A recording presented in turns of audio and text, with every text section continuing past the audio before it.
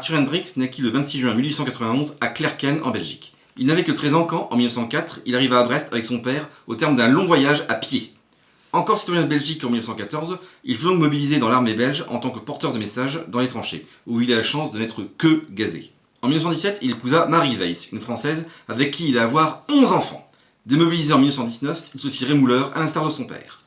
Dans les années 1920, son beau-frère lui offrit une bicyclette rutilante. Arthur se passionna pour le cyclisme au point de gagner plus de 200 courses dans le Grand Ouest. Il participa même au Tour de France en tant que touriste routier. À l'époque, la grande boucle était bien plus dure qu'aujourd'hui. Il y avait peu de logistique, les coureurs se débrouillaient pour manger, dormir et réparer leurs boyaux. En 1925, malgré 72 crevaisons, Arthur se classa 22e de sa catégorie.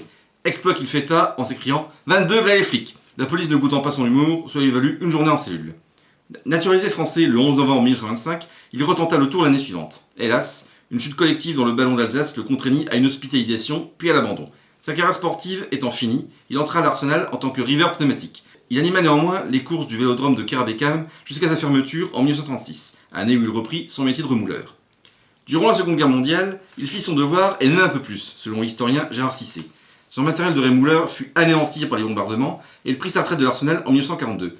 Mais il joua en effet un rôle efficace de propagandiste résistant, notamment en faisant passer des messages dans le cadre de son vélo.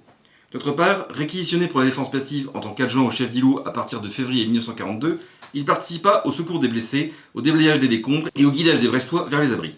Il eut ainsi le triste privilège d'être à proximité de l'abri Sadi-Carnot le soir de l'explosion et d'être un des premiers témoins du drame. Mais surtout, ayant l'avantage de comprendre et de parler l'allemand, il cacha des résistants à son domicile de la place Aristide Briand, l'actuelle place Albert Ier, dont son ami Gabriel Paul, comptable à l'Arsenal et membre des francs-tireurs et des partisans, qui, après la libération, avait exercé 5 mandats de député sous la bannière communiste de 1946 à 1968.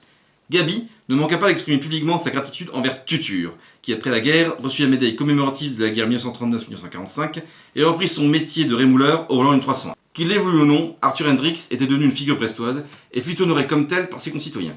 Selon l'une de ses petites filles, il a eu 37 petits-enfants, les agents qui régulaient la circulation sur la place Albert Ier avaient l'habitude de lui rendre visite et de se faire servir généreusement à boire par cet amphitryon. La hiérarchie policière a dû intervenir vigoureusement pour que ce manège cesse.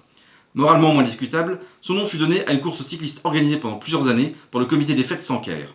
Il eut aussi la chance d'assister au prologue du Tour de France à Brest en 1974 et d'y discuter en flamand avec son illustre compatriote Eddy Merckx. Cet homme très charismatique s'éteignit le 15 septembre 1977 à 86 ans. Il serait arrivé à l'hôpital en disant ouvertement ne plus avoir envie de vivre.